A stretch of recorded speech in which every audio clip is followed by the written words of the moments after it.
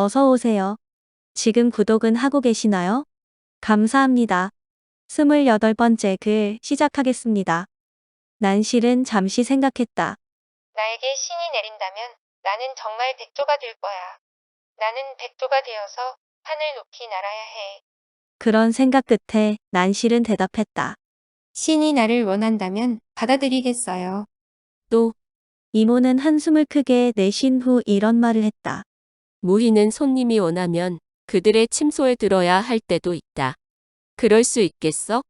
이모, 백조가 물에 잠시 앉았다 날아가면 물이 더럽혀지나요? 백조가 더럽혀지나요? 저는 자유롭게 날 수만 있다면 상관없어요. 그렇게 해서 난실은 봉선단의 무희로 입적했다. 성인이 무희로 입적할 수 있었던 건 순전히 이모의 입김 때문이었다. 그 후로 그곳에서 춤과 창을 배웠는데 난실은 어릴 때부터 타고난 재능이 있었는지 금방 뛰어난 무희가 되었다. 이에 무녀의 아들도 난실을 특별하게 생각하게 되었지만 소문은 세인의 입에 더 빠르게 퍼져나갔다. 봉선단에 자주 들리는 귀한 손님 중에는 자기 장군이 으뜸이었다. 그 자기 장군의 눈에 난실이 꽂히고 말았다. 자기 장군은 난실에게 동침을 요구하더니 나아가 후처로 삼겠다고 했다. 그러나 다른 문제가 생겼다. 무녀의 아들, 즉 노인이 난실에게 내림꽃을 할 날짜를 잡자 마치 기다린 듯이 그에게 신이 내렸다.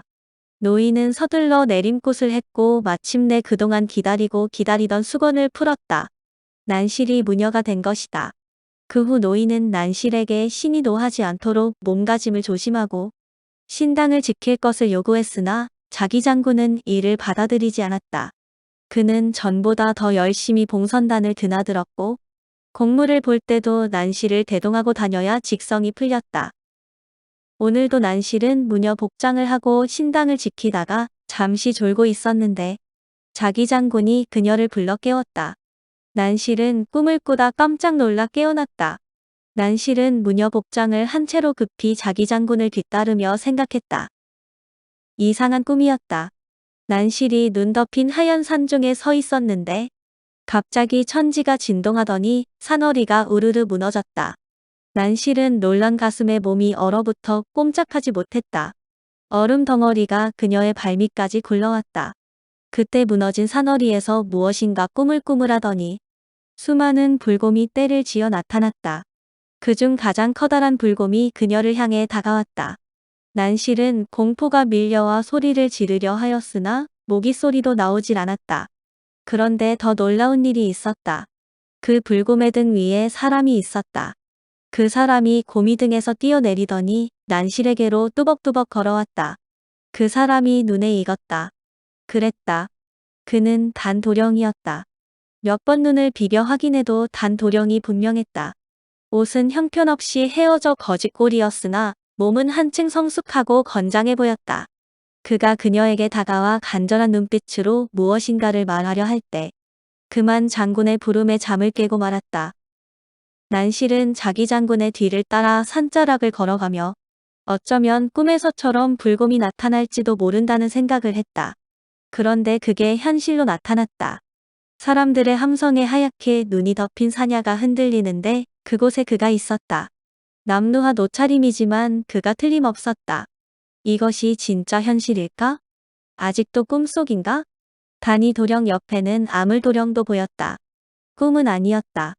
이것은 분명 신이 내린 계시일 것이다. 그동안 난실은 길 잃은 철새처럼 막막했었다. 금실로 짠 비단옷을 입어도 싱싱하고 기름진 음식 앞에서도 그녀에겐 아무 의욕이 생기질 않았다. 신이 내리는 그 신비한 의식들도 별 의미가 없었다. 매일 같이 신당을 지키고 앉아있으면 공허함만 한없이 밀려왔다. 사람들이 우러러보는 자기 장군도 그녀 앞에 어른거리는 그림자에 불과했다. 그러나 지금 난실의 가슴에는 세찬 바람이 일고 있다. 그녀의 날개깃이 바람에 펄럭였다. 아, 날아오를 것만 같아. 난실은 꿈속에서 단도령이 자신에게 보였던 그 간절한 표정은 무엇을 말하려 하였는가? 그가 나에게 원했던 게 무엇일까? 그에게 가장 간절한 것은 과연 무엇일까? 생각하고 또 생각했다. 그리고 그에 필요한 것을 준비하느라 발을 동동 굴렀다. 다시 단을 찾아 봉선단으로 갑니다. 이 옷을 봐, 전복이야. 아무리 옷을 펼쳐 보이며 말했다. 전복은 보통 가죽이나 거친 천으로 만들어 상당한 무게가 있는데 이 옷은 그 흉내만 내었을 뿐 약한 바람에도 일렁거려 마치 깃털 같았다. 난실이 급히 옷을 준비하느라 무희들의 비단 옷을 개조한 것 같았다. 저고리와 바지는 솜을 넣어 누볐는지 한없이 포근했다. 동정이 높아 목을 가렸고 옷섭이 길게 내려와 허리를 덮었다. 베레가 처지지 않고 솜의 폭이 좁아 간편했다. 자주색 전복은 단이 있고 푸른색은 아무리 걸쳤다. 머리에 써야 할 전립은 없었지만 그 대신 전복과 같은 색깔의 두건이 준비되어 있었다. 까만 허리띠까지 조려 매니 영락없는 무사들이었다. 온몸이 나를 뜻가벼웠다. 인제 보니 기공자들이었구만. 단이와 아무리 자기 장군 앞에 나가 공손히 머리를 조아리니 장군은 이전과 다른 친밀함을 보여주었다. 저희를 믿어주시어 감사할 따름입니다. 단이 장군에게 화답하자 장군은 금세 얼굴빛을 바꾸어 냉랭하게 말했다. 자네들은 믿는다고 하더라도 다른 사람들을 어떻게 믿을 수 있는가? 특히 마하나 포로들이 어떻게 자기들의 고향을 등질 수 있다고 생각하나? 모두 고된 노역에서 일단 벗어나고파 그렇게 말했지만 자유의 몸이 되면 생각이 달라질 게 뻔하지 않은가? 저에겐 생각이 있습니다. 지금 전투 상황이 급한 거로 알고 있습니다. 다른 생각 마시고 끝까지 저를 믿어주시기 바랍니다. 그대를 믿으라고? 정이 걱정되시면 마하나 병사들을 얼마간 저에게 지원해 주십시오. 그리 되면 서로 간 감시도 되고 또한 군대다운 면모를 갖추겠습니다. 단의 말은 거침이 없었고 당당했다. 그대에게 병사를 달라. 그대가 하버니 병사를 지휘하겠다는 말인가? 장군의 말에 노기가 묻어났다. 제가 앞장을 서겠습니다. 노역자들은 나를 따를 것입니다. 믿어주십시오. 장군은 곤혹스러운 표정을 짓더니 뒤를 돌아보며 말했다. 이 사람의 말을 어떻게 생각하오?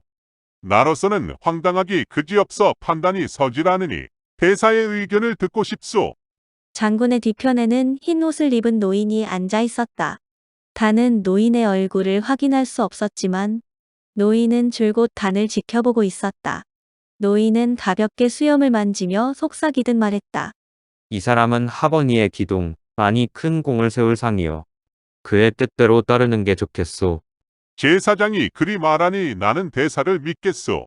장군은 그렇게 말하면서 자리를 털고 일어났다. 지금 훈련 중인 병사가 50명 정도 있으니 그들을 미리 만나보는 게 좋겠지? 서두르게. 장군을 따라 병풍선 골짜기를 한참 동안 애돌아가니 조그마한 군영이 보였다. 군영에는 관목과 시들어 버린 잡초들이 군데군데 남아있어 최근에 급조된 흔적이 역력했다. 그곳은 부족한 병력을 급히 충당하기 위해 임시로 마련된 신병 교육장임이 분명했다. 단은 걸어가면서도 멀리서 신병들의 움직임을 유심히 관찰했다. 신병들은 방어진에서 공격진으로 다시 공격진에서 방어진을 구사하는 고급 진법을 익히고 있었다. 그 진법은 들어본 기억이 있다. 그랬다. 예전에 아재가 무술을 가르쳐 줄 때 군사들도 저렇게 움직여야 한다고 말했던 기억이 있다. 회돌이처럼 움직이는 군사들의 모습은 바로 아재가 말한 그것이었다. 저 교관은 가끔 쓸데없는 짓으로 시간을 낭비한다니까. 자기 장군이 병사들이 훈련하는 것을 보고 투정을 했다. 아닙니다, 장군님. 저건 전투 시 매우 유용한 진법 같습니다. 자네가 진법을 아나? 장군이 단을 유심히 들여다보았다. 저 교관을 한번 만나보고 싶습니다. 장군님, 그럼 지금 그리할 것이네. 단은 아재가 그리웠다. 신속히 움직이는 훈련병의 동작 속에서 아재의 모습이 떠올랐다. 아재는 지금 어디에 있을까? 굴참골에서 헤어졌던 아재는 어찌 되었을까요? 아재는 동방내에 도와달라는 요청을 받고 그녀의 집으로 따라갔었다. 동방내는 아재가 집에 들어서자마자 그의 품속으로 파고들었다. 이게 무슨 짓이요? 아재가 그녀를 밀어내며 나무라자 동방내는 금방 울음을 터뜨렸다. 가지 마세요. 제발 가지 마세요. 아니돼요. 나는 도련님들을 모셔야 하오. 제발 나를 놓아주시오.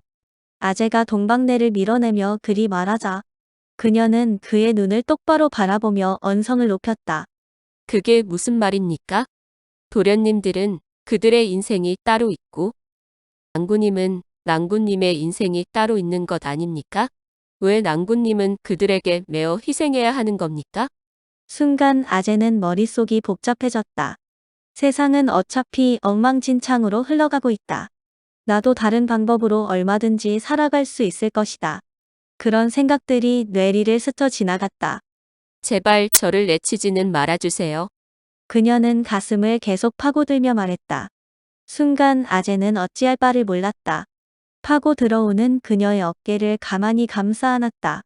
여기가 싫으면 우리 함께 여길 떠나요. 제 친정도 산골이지만 그런 대로 살만하답니다. 그럴 수는 없다고 말하지 않았소. 아재는 사정하듯 그녀를 타일렀다. 그도 싫다면 저도 함께 데려가 주세요. 여행길에는 여자의 도움도 필요할 것입니다. 우리의 여행길은 대단히 위험해요. 모두 죽을 수도 있어. 아재는 다시 단호하게 말했다. 죽어도 좋아요. 낭군님과 함께 죽을 수 있다면. 저에게 낭군 하시는데 듣기가 거북하오. 그대에겐 돈 남편이 있지 않았소. 그 말에 동방내는 쓰러지듯 아재의 발 아래로 미끄러져 내려갔다. 다시 무릎을 꿇고 대성통곡을 했다. 살려주세요. 저를 좀 살려주세요. 제가 머리를 올렸다 하여 그리 말씀하시지만 저는 너무 서럽고 억울합니다. 당시 시댁에서는 어떻게든 대를 이어갈 씨를 받고자 했습니다. 그래서 병약하여 거동마저 어려운 아들을 저와 혼인시켰습니다. 그러나 그는 나를 어떻게 해볼 힘도 없었습니다. 약기운으로 겨우 하루하루를 버티는 산송장이었습니다. 그런데도 전쟁이 터지자 군에서는 예외가 없다면서 그를 끌고 갔습니다. 결국 그는 사흘 만에 시체로 돌아왔어요. 저는 이제 어찌해야 합니까? 제발 저를 구해주세요. 저도 사람처럼 한번 살고 싶어요. 낭군님. 아재는 머릿속이 하얗게 비워졌다. 가엾은 여인이요. 아재는 말없이 동방내를 가슴 깊이 끌어안았다. 그때 밖에서 소란스러운 발소리가 들려왔다. 저놈이요. 저놈을 잡아가시오. 그동안 아재와 동방내를 계속 지켜봐왔던 노인이 아재를 지목했다. 두 명의 장정이 순식간에 아재의 얼굴과 목에 창을 들이댔다. 이 불안당아 순순히 포박을 받아라. 아재는 반항할 틈도 없이 묶이고 말았다. 단 도련님이 어제부터 걱정해온 일이 현실로 드러났음을 직감했다. 안 됩니다. 그는 속병이 있는 환자입니다. 안 돼요. 동방내가 울부짖으며 아재에게 매달리자 장정들은 창대로 동방내의 등짝을 후려쳤다. 죽여라. 차라리 날 죽여라. 맞으면서도 아재를 붙잡고 매달리는 동방내에게 아재는 간절하게 속삭였다. 그만하시오. 부디 도련님들을 부탁하오. 어서. 그렇게 아재는 붙잡혀 끌려갔다. 아재가 끌려간 곳은 군부대 같았다. 그곳에는 수많은 사내가 모여 있었는데 한결같이 인상이 험악했다. 그들은 전쟁에 끌려가다 도망친 자, 온 동네를 배회하며 행패를 부린 자, 산속에서 화적질하던 자, 밥을 빌어먹던 자, 심지어 옥살이하던 죄인들까지 모두 이곳에 끌어모았다. 그곳은 아주 넓은 마당이었으나 주위는 삥 둘러 높은 울타리가 쳐져 있었다. 장정들은 아재를 그곳에 밀어넣으며 이상하게도 결박을 풀어주었다. 울타리 안에 있는 사내들은 모두 자유로운 몸이었다. 따라서 사내들은 저마다 살기등등한 기세로 설치고 다녔다. 여차하면 상대를 깔아뭉개려는 기운들이 팽배했다. 넓은 마당에는 상상할 수도 없는 긴장감이 소용돌이 치고 있었다. 군사어른 저러다가 금방이라도 큰 사고가 날 것만 같습니다. 장수챙이 걱정스러운 얼굴로 군사를 보며 말했다. 사고는 날 것이다. 그러나 걱정할 건 없다. 무슨 말씀이신지. 장수챙이 머리를 조아리며 다시 물었다. 사내들이 모이면 가장 먼저 서열 다툼을 하게 된다. 다치거나 죽는 사람도 생길 것이다. 그러나 걱정할 필요는 없다. 어차피 그렇게 될 쓰레기들이니까. 적군이 가까이 오면 제일 먼저 나는 저놈들을 방패막이로 쓸 것이다. 적들에게 맛을 보여주기엔 좋은 놈들이지. 하오나 저대로 두면 걱정하지 말래도 저놈들을 우리가 일일이 훈련하기는 힘들다. 잘못되면 우리 병사가 피해를 볼 수도 있다. 저들을 한동안 그대로 두면 자연스레 질서가 잡힐 것이다. 하나의 우두머리가 생기기 때문이다. 그때 우리는 그 우두머리만 통제하면 되는 것이다. 참으로 기발한 생각이십니다. 그건 군사님의 생각입니까? 자기 장군의 생각입니까? 이놈아, 누구의 생각이면 어떠냐? 장군의 생각이 내 생각이고 내 생각은 장군의 생각이다. 군사가 화를 내며 윽박지르자 챙이 장수는 몸둘 바를 모른다. 예.